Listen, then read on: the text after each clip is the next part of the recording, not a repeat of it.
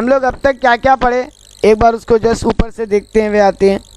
हम लोग अभी तक पढ़े कि 4 टाइप का मीटिंग होता है, board meeting, annual general meeting, या एक और ईजीएम, क्लास मीटिंग या स्टैट्यूटरी मीटिंग। हम लोग स्टैट्यूटरी मीटिंग पूरा पढ़ लिए थे, बोर्ड मीटिंग पूरा पढ़ लिए थे। नेक्स्ट हम लोग एजीएम और ईजीएम पूरा पढ़ लिए थे। आज हम लोग चालू करेंगे other requirements of a valid meeting. एक मीटिंग को वैलिड कब बोलते हैं, उसका रिक्वायरमेंट क्या क्या होना चाहिए। तो सबसे पहले बोला requirement of a valid meeting, 3 important word है, duly convened, duly constituted and duly conducted.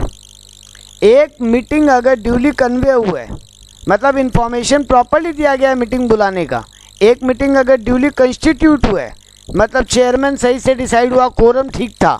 और एक मीटिंग ड्यूली कंडक्टेड हुआ है, मतलब उसका वोटिंग, प्रॉक्सी, मिनट्स, रिजोल्यूशन सब ठीक था। कंडक्ट मतलब काम ठीक से हुआ है, कंस्टिट्यूटेड मतलब उसका कमेटी ठीक से बैठा है, और ड्यूली कन्वेड मतलब मीटिंग प्रॉपरली इन्फॉर्म किया गया। तो देखो कन्वेड में हम क्या लिखा, proper notice by proper person. Duly constituted में लिखा चेयरमैन एंड कोरम का बात, और ड्यूली कंडक्टेड में लिखा है कि प्रॉपर वोटिंग होना चाहिए, प्रॉपर प्रॉक्सी होना चाहिए, मिनट्स ठीक से डिसाइड होना चाहिए, ठीक से लिखा जाना चाहिए, और रिजोल्यूशन ठीक से पास होना चाहिए, तभी मानेंगे मीटिंग ड्यूली कंडक्टेड है।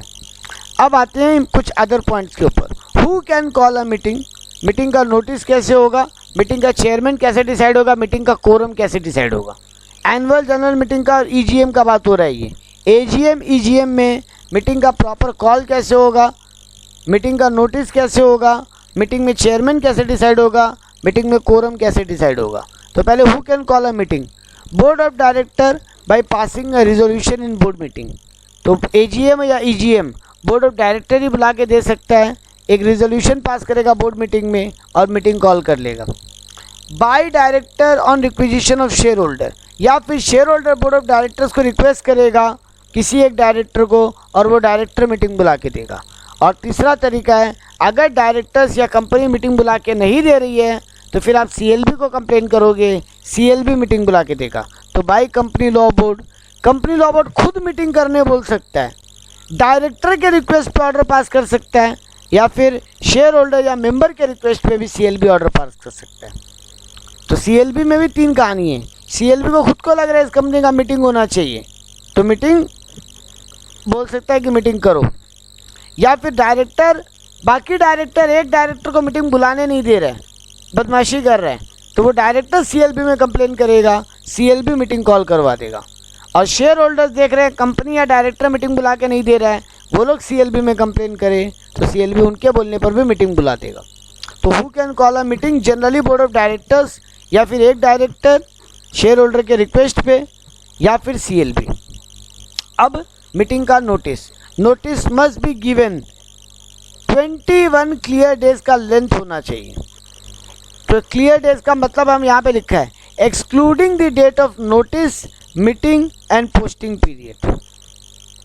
तुम जिस दिन नोटिस छोड़ा और जिस दिन मीटिंग है, उन दोनों डेट को तुमको एक्सक्लूड करके 21 दिन का गैप होना चाहिए मीटिंग के बीच में। और मीटिंग के नोटिस में तुम क्या क्या कंटेंट दोगे, कि मीटिंग के नोटिस में क्या क्या बात बताओगे शेयर होल्डर्स को। तो उसमें बताओगे डे टाइम एंड प्लेस, कब मीटिंग होने वाला है, ये एजीएम है कि ईजीएम है। अगर अड्डा छोड़ के, ADDA अड्डा छोड़ के अगर और कोई बात डिस्कस होने वाला है, तो एक स्टेटमेंट जाना चाहिए कि इस नोटिस के साथ कि इस मीटिंग में क्या क्या डिस्कस होने वाला है, यानी मीटिंग का एजेंडा बताना पड़ेगा। एक प्रॉक्सी का फॉर्म भी भेजा जाता है साथ में, अगर तुम मीटिंग नहीं अटेंड कर सकते, तुम्हारे ब्याह में कोई और अटेंड करेगा, तो वो फॉर्म को भर दो और कंपनी को इन्फॉर्म कर दो कि तुम्हारे ब्याह में कौन मीटिंग अटेंड करेगा। No fresh notice for adjourn meeting, अगर मीटिंग एडजर्न हो रहा है, अगर मीटिंग कोई कारण से पूरा नहीं हो रहा है, तो जो अगला डेट है वो तो मीटिंग में बता दिया जा रहा है। आज मीटिंग बुलाए, सारा कोरम पूरा नहीं हुआ या कुछ और प्रॉब्लम हो गया, तो इसी मीटिंग में बता दो कि अगला मीटिंग कब होगा। या फिर अगर कुछ नहीं बोलते हो तो next week same day same time same place meeting call हो जाएगा।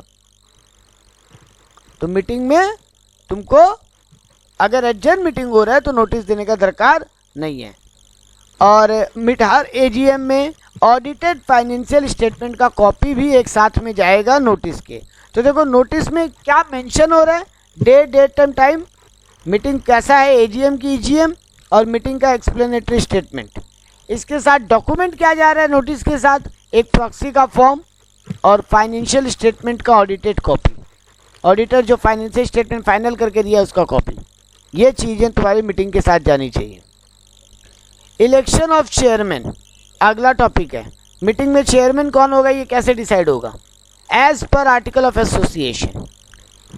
पहला बात, अगर आर्टिकल ऑफ एसोसिएशन में बता दिया गया कि इस मीटिंग का चेयरमैन कौन होने वाला है तुम्हारे यहाँ पे, तो फिर वही आदमी हर बार मीटिंग का चेयरमैन होगा।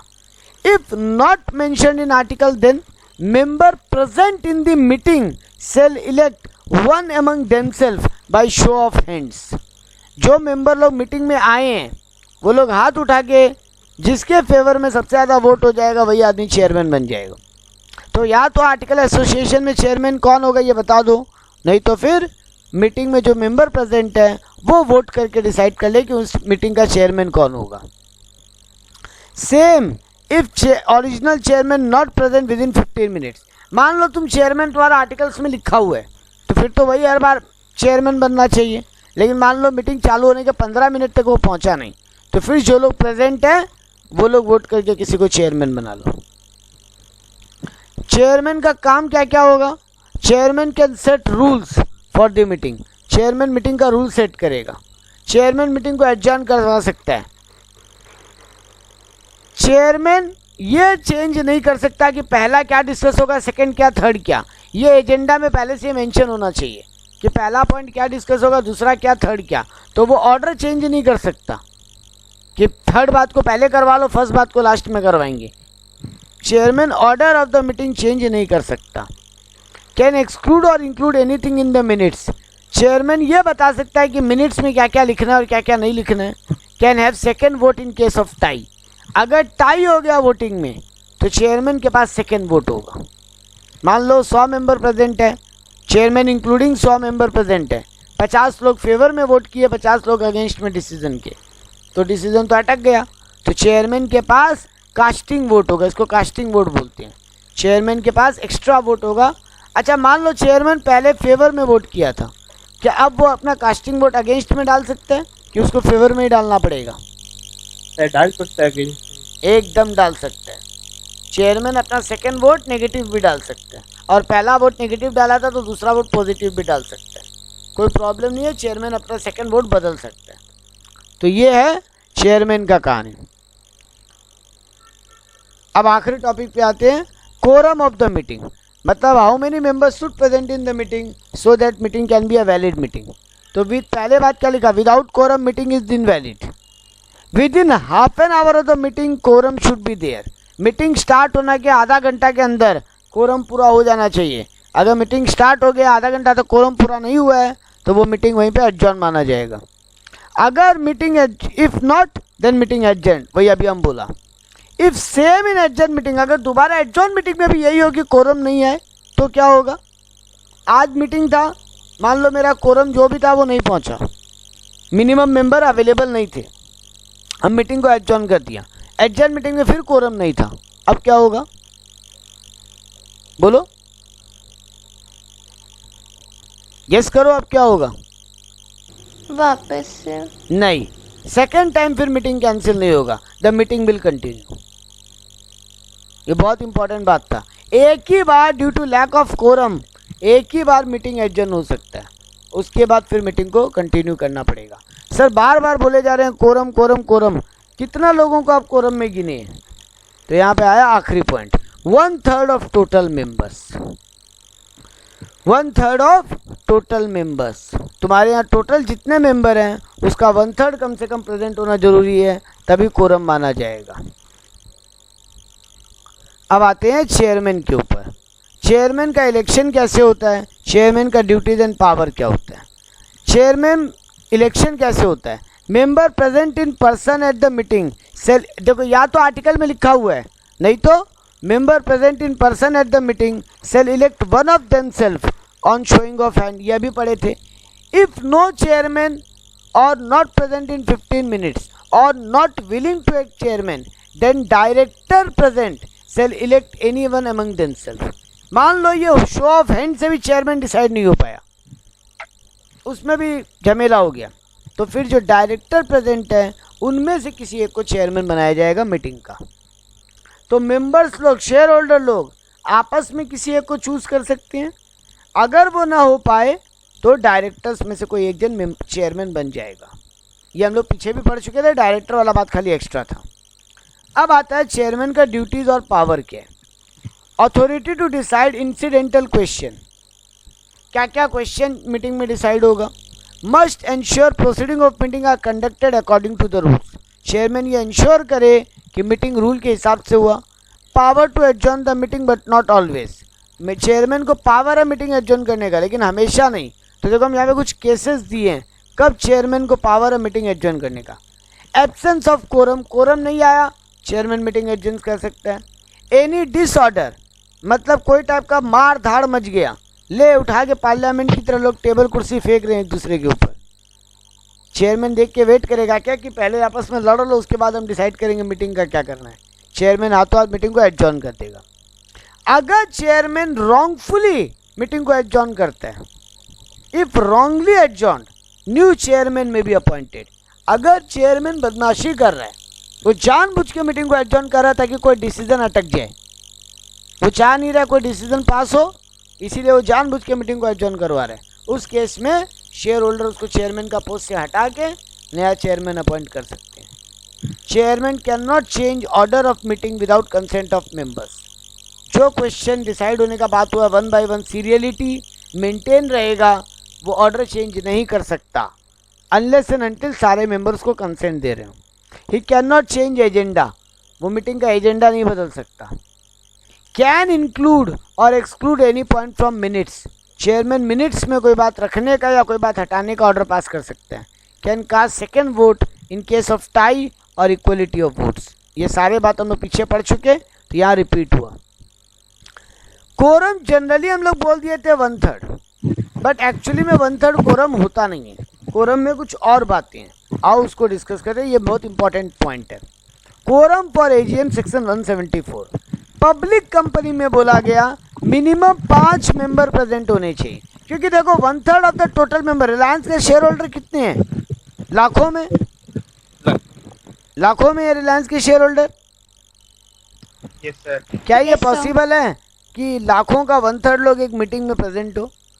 33,000 पॉसिबल है? पूरे इंडिया से 33,000 लोग रिलायंस का एजीएम अटेंड करने पहुंचे, क्योंकि रिलायंस के नहीं। शेयर होल्डर तो हर कोने में, रिलायंस के शेयर होल्डर तो हर कोने में इंडिया के, रिलायंस टाटा ये सर। हर बड़े कंपनी की बात कर लो ना, किसी भी बड़े कंपनी का हर कोना में इंडिया में शेयर होल्डर बैठे हैं। तो अब क्या बोलो मुंबई या दिल्ली या कहाँ पर भी अटेंड हो रहा है वहाँ अटेंड करने पहुँच सकते हैं क्या? नहीं। इसीलिए बोला गया कोरम के लिए वो जो 1/3 वाला रूल है वो उतना एप्लीकेबल नहीं होता।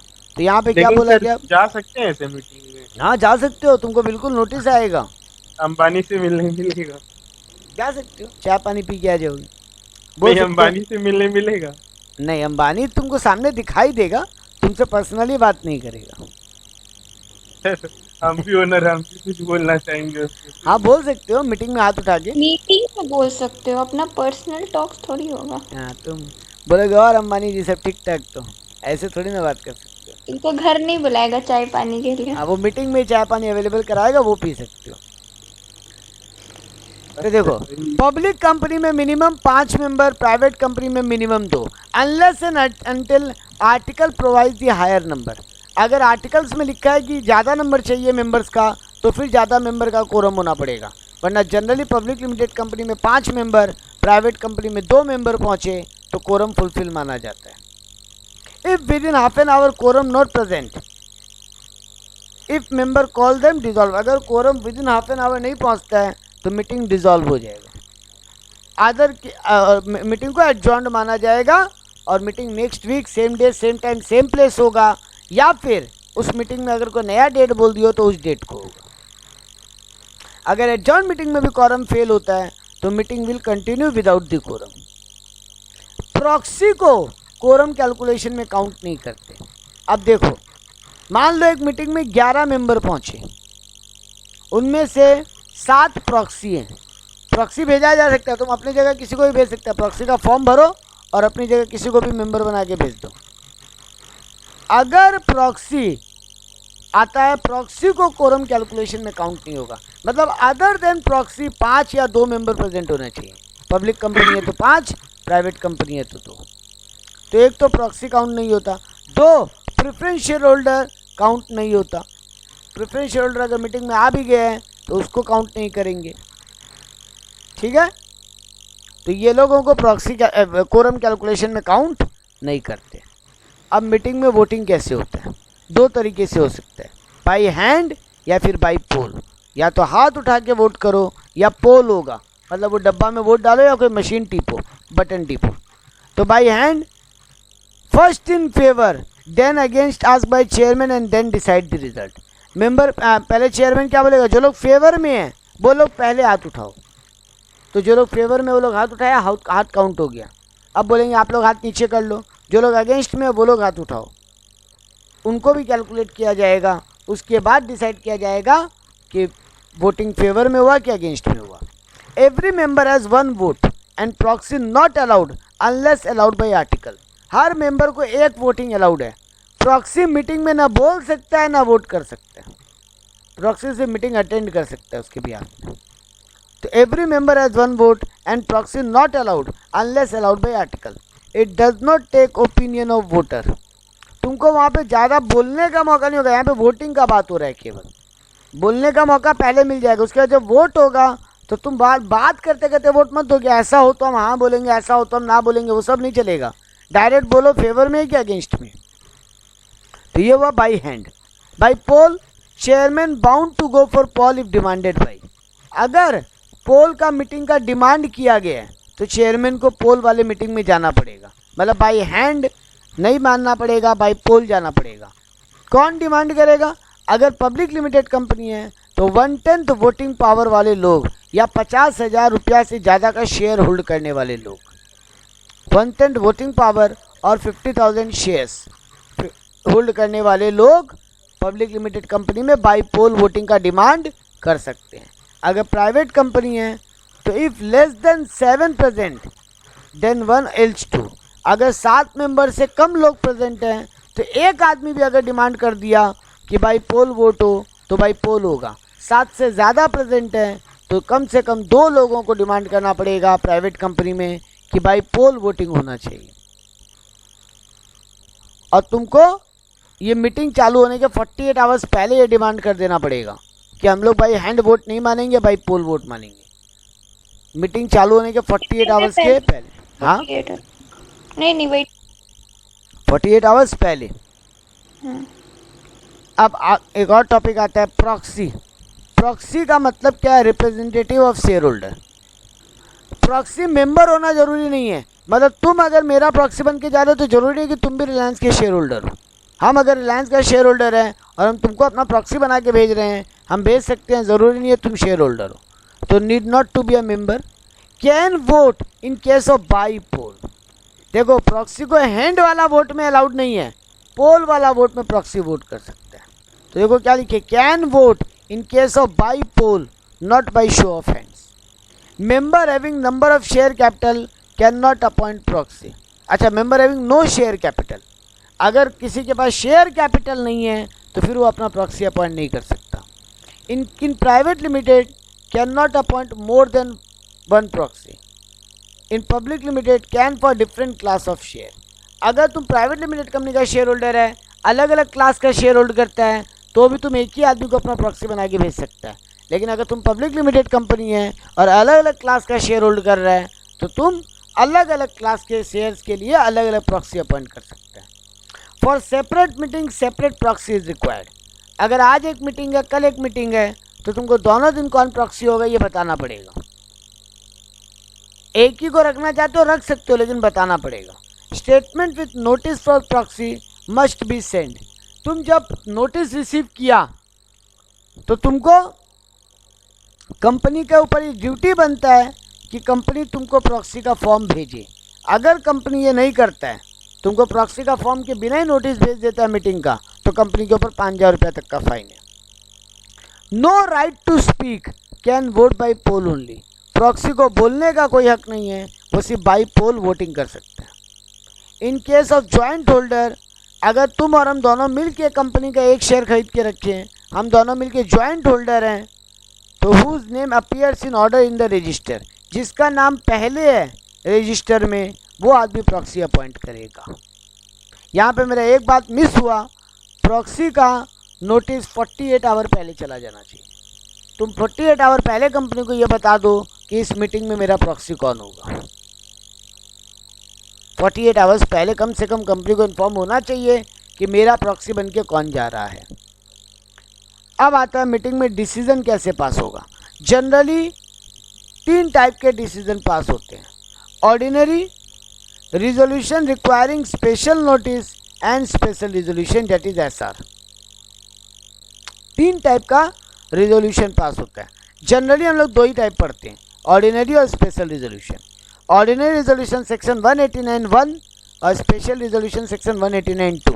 पहले ऑर्डिनरी रिजोल्यूशन पढ़ते हैं। ऑर्डिनरी रिजोल्यूशन का मतलब सिंपल मेजोरिटी, मोर देन 50%। अगर वोटिंग फेवर में पास हो उसको उस डिसीजन को OR बोलते हैं, और जो डिसीजन मोर देन 75% यानी 3/4 मेजोरिटी से पास हो उसको स्पेशल रिजोल्यूशन बोलते हैं। तो देखो यहाँ पे क्या बोला, पहले ऑर्डिनरी खत्म करते हैं। ऑर्डिनरी में बोला सिंपल मेजोरिटी होना चाहिए, न्यूट्रल वोट इग्नोर होगा। अगर कोई वोट न्यूट्रल दिया कि हम फेवर में भी नहीं है अगेंस्ट में भी नहीं है, उसका वोट काउंट नहीं होगा। क्या क्या ऐसा डिसीजन है कंपनी में जो जनरली OR से पास हो जाता है, मतलब कौन कौन सा ऐसा मैटर्स है जिसमें ऑर्डिनरी रिजोल्यूशन ही चाहिए, स्पेशल रिजोल्यूशन नहीं चाहिए। तो देखो क्या क्या बोला, issue of share at discount. अगर कंपनी डिस्काउंट पे शेयर इशू करना चाहता है, जबकि बैन ही लग गया, अब तो मनाही हो गई है, लेकिन जब अलाउड था तब issue of share at discount करना चाहता है तो OR पास कर लो। डायरेक्टर के रिपोर्ट को फाइनल करना चाहते हैं तो OR पास कर लो। डायरेक्टर को चूज़ करना है तो OR पास कर लो। शेयर कैपिटल में चेंज करवाना है तो OR पास कर लो। अगर कोई अनयूज्ड शेयर पड़ा है तो उसका क्या करना है, रीइशू करना है कि क्या करना है, ऐसा कोई डिसीजन पास करना है तो OR पास कर लो। डिविडेंड देना है कि नहीं देना है, बोर्ड ऑफ डायरेक्टर्स डिविडेंड को रेकमेंड करते हैं, शेयर होल्डर उसको अप्रूव करते हैं, तो डिविडेंड देना है कि नहीं देना है ये OR से पास हो सकता है। Appointment of remuneration of auditor, auditor को अपॉइंट करना और उसका रेम्यूनरेशन फिक्स करना OR से हो सकता है। स्टैट्यूटरी रिपोर्ट को फाइनल करना, अकाउंट्स को फाइनलाइज करवाना, नंबर ऑफ डायरेक्टर को बदलना है, आर्टिकल्स में चेंज करवाना नंबर ऑफ डायरेक्टर्स का लिस्ट, तो OR पास कर लो। बोनस शेयर इशू करना है कि नहीं करना है, OR पास कर लो। Winding up under special circumstances, generally company को वाइंडिंग अप करने के लिए SR चाहिए, कंपनी को वाइंडिंग अप करने के लिए SR चाहिए, लेकिन कुछ स्पेशल सर्कमस्टांसेस है जहाँ पे कंपनी को बंद करना है, विदाउट SR भी OR से भी काम चल जाएगा। Appointment of sole selling agent, तुम पर्टिकुलर कोई एरिया में अपना अकेला एजेंट अपॉइंट करना चाहते हो, उस एरिया का वो अकेला एजेंट होगा, सोल सेलिंग एजेंट, तो वो OR से पास कर लो। Removal of director before expiry, time से पहले डायरेक्टर को हटाना है, OR पास कर लो। Appointment of director in place of remove, जिसको हटाए उसकी जगह नया डायरेक्टर अपॉइंट करो, OR पास कर लो।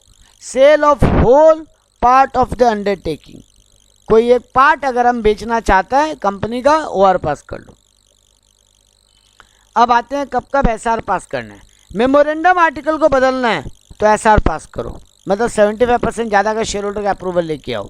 कंपनी को शेयर बाईबैक करना है, SR पास करो। स्वेट इक्विटी शेयर इशू करना है, SR पास करो। राइट शेयर इशू करना है, SR पास करो। Reduction of share capital, share capital को कम करना है।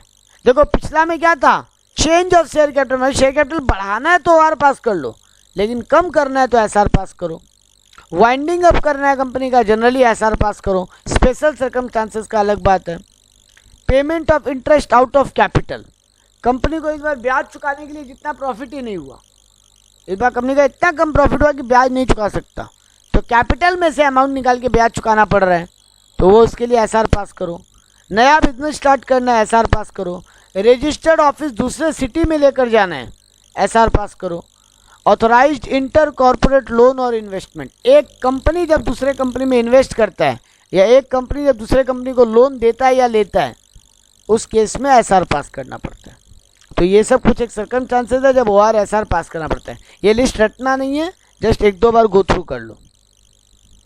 सर एक क्वेश्चन था। बोलो। सर ये जो SR और OR मतलब ये पास करने के लिए बोलता कौन है? डायरेक्टर बोलता है कि मतलब ये जो शेयर होल्डर्स हैं उन लोग अपने में लाइक इतना % वोट देना पड़ता है? नहीं देखो, डायरेक्टर बोलेगा इस पॉइंट के ऊपर चलिए सब वोटिंग कीजिए। अब जिस शेयर होल्डर को फेवर में वोट करना है वो फेवर में वोट करेगा, जिसको अगेंस्ट में वोट करना है वो अगेंस्ट में वोट करेगा। अब जो बोलो, अगर SR के लिए 75% थी, 75% नहीं हुआ, बट वो मैटर बहुत जरूरी है तो नहीं हो सकता। फिर अगर कंपनीज एक्ट में लिखा हुआ है कि इसके लिए 75 तो 75 चाहिए। ये सारा बात कंपनीज एक्ट में लिखा हुआ है कि कौन कौन सा डिसीजन OR से पास होगा, कौन कौन सा डिसीजन SR से। मतलब इसका पावर तो लाइक डायरेक्टर के हाथ में ही है, वो बोलेगा तो ही ये पास होगा वरना नहीं होगा। नहीं, पावर डायरेक्टर के हाथ में क्यों है? कैसे वो बोलेगा ही नहीं कि हमको नहीं, मीटिंग का एजेंडा फिक्स होता है भाई कि मीटिंग में किस किस चीज़ों के ऊपर वोट होने वाला है, इस बार क्या क्या डिसीजन पास करेंगे। डायरेक्टर वो डिसीजन ही पास नहीं करवाएगा तो फिर वो डिसीजन ले भी तो नहीं पाएगा। शेयर होल्डर का परमिशन ही नहीं मिलेगा तो वो डिसीजन भी तो वैलिड नहीं करवा पाएगा डायरेक्टर। तो फिर अब आते हैं लास्ट दो टॉपिक के ऊपर। Resolution by postal ballot. कुछ जगह शेयर होल्डर पहुंच नहीं पाते मीटिंग में, तो आजकल तो ऑनलाइन वोटिंग भी होने लग गया। पहले भाई पोस्टल बैलेट होता था, मतलब शेयर होल्डर को मीटिंग का नोटिस के साथ एक लिस्ट जाता था कि हम लोग ये डिसीजन लेने वाले हैं, तो बताओ आप फेवर में हो कि अगेंस्ट में हो।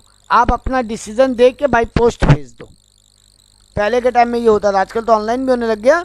वरना ये भी एक ऑप्शन है कि जो शेयर होल्डर मीटिंग में नहीं आ सकते उनको एजेंडा का कॉपी भेजा जाता है, उसमें वो लोग अपना टिक मार्क लगा दे वो लोग डिसीजन के फेवर में है कि अगेंस्ट में, और बाई पोस्ट कंपनी को भेज दे। तो some business of public limited company as notified by central government should pass by postal ballot. कुछ डिसीजन ऐसे हैं जो पोस्टल बैलेट से ही पास होते हैं, जिनको सेंट्रल गवर्नमेंट नोटिफाई करके रखा है। Notice to shareholder along with draft resolution format to be send. देखो हम क्या बोले, शेयर होल्डर को नोटिस के साथ रिजोल्यूशन का एक ड्राफ्ट कॉपी भी भेजा जाएगा at registered of it, shareholder का रजिस्टर्ड एड्रेस के ऊपर, विथ AD एंड एनवलप। ये AD क्या होता है? एक्नॉलेजमेंट डीड बोल के एक चीज़ होता है। तुम लोगों को पता है या नहीं पता, आई डोंट नो, हम एक चीज़ बताते हैं। तुम लोग किसी को अगर कोई चीज़ कोरियर करते हो ना, कोरियर या भाई गवर्नमेंट डिपार्टमेंट में जब कोई रजिस्टर्ड डॉक्यूमेंट भेजते हो तो पोस्टल डिपार्टमेंट को बोलते हो कि मेरे को विथ AD करना है, मेरे को ये चीज़ पोस्ट करना है विथ AD।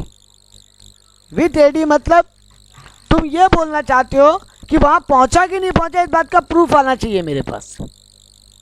तो अगर तुम विथ AD करते हो तो 5 रुपया ना 10 रुपया बेसी लगता है चार्ज तुम्हारा पोस्ट का।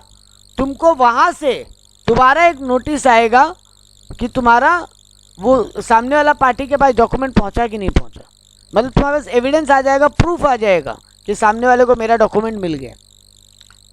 तो तुमको as a company shareholder को नोटिस के साथ रिजोल्यूशन का फॉर्मेट भेजना पड़ेगा शेयर होल्डर के रजिस्टर्ड एड्रेस पे with acknowledgement deed and envelope. Envelope भी भेजोगे ताकि वो अपना डिसीजन जो दिया है उसको एनवलप में पैक करके वापस भेज दें। Share holder should reply with in 30 days of notice.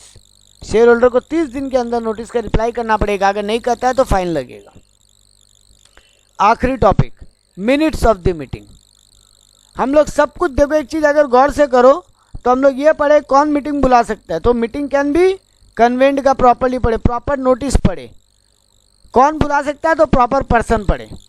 Chairman पढ़े हम लोग, चेयरमैन पढ़े हम लोग, कोरम पढ़े हम लोग, तो भाई ड्यूली कंस्टिट्यूटेड भी पढ़ लिए। अब ड्यूली कंडक्टेड में वोटिंग का बात पढ़े, प्रॉक्सी का बात पढ़े, रिजोल्यूशन का बात पढ़े, तो आखिरी टॉपिक क्या बच गया? मिनट्स। तो अब आते हैं मिनट्स का बात पढ़ते हैं।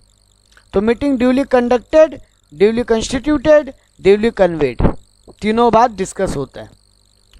आखिरी टॉपिक पे आए minutes. Minutes of the meeting section 193 मतलब क्या होता है? मीटिंग में जो जो बात हुआ, कौन कौन आया, कौन क्या बोला, क्या डिसीजन पास हुआ, ये सब बात रिकॉर्ड होता है। पहले कंपनी सेक्रेटरी एक नॉर्मल पीस ऑफ पेपर पे रिकॉर्ड कर लेता है, बाद में उसको रजिस्टर में अपडेट कर देते हैं। तो proper serially number all the pages. पहला बात तो सारा पेजेस सीरियली नंबर होना चाहिए। No attaching and pasting of paper is allowed. तुम इसीलिए पहले रफ पेपर में लिख लो सारा बात, मीटिंग में कौन कौन आया, कौन क्या बोला, मीटिंग कितना बजे स्टार्ट हुआ, मीटिंग में क्या क्या डिसीजन फाइनल हुआ, क्या क्या डिसीजन नहीं फाइनल हुआ, अगला मीटिंग कब रखा गया, ये सब बात एक रफ पेज में नोट कर लो और उसके बाद उसको रजिस्टर में मीटिंग के बाद अपडेट कर दो। तो देखो क्या लिखा, प्रॉपरली सीरियली नंबर्ड होना चाहिए सारा पेजेस, अलग से अटैचिंग या पेस्टिंग ऑफ पेजेस नहीं चलेगा।